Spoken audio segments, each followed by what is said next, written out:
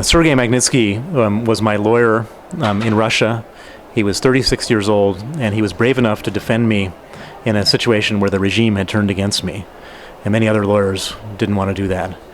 He bravely defended me, and in the process of defending me, he discovered that the police, the Russian Interior Ministry, were involved in a highly corrupt scheme to steal the assets of my company and then to steal $230 million of taxes that we paid. Sergei Magnitsky then testified against the police officers who were involved.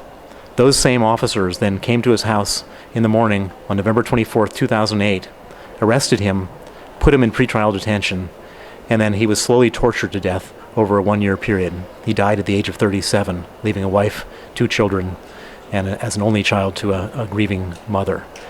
And I've decided on the day of his death that I'm going to make sure that the people who killed Sergei Magnitsky don't get away with it. And for the last year and a half, we've been involved in a high-level legal, political, and media campaign to make sure that the 60 or so officials who denied him medical attention, who fabricated evidence against him, who had him falsely arrested, who were involved in the crimes that he discovered, that every single one of them sees justice.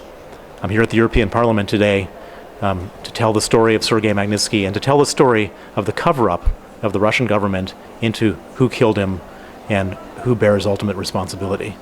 And it's only with pressure from the outside that we're ever going to be able to see any kind of justice, because inside of Russia, the whole system is basically protecting itself. Well, we've had big progress. The European Parliament on December 15th last year passed a resolution calling for the visa ban and the asset freezes on those individuals who killed Sergei Magnitsky in all EU member states.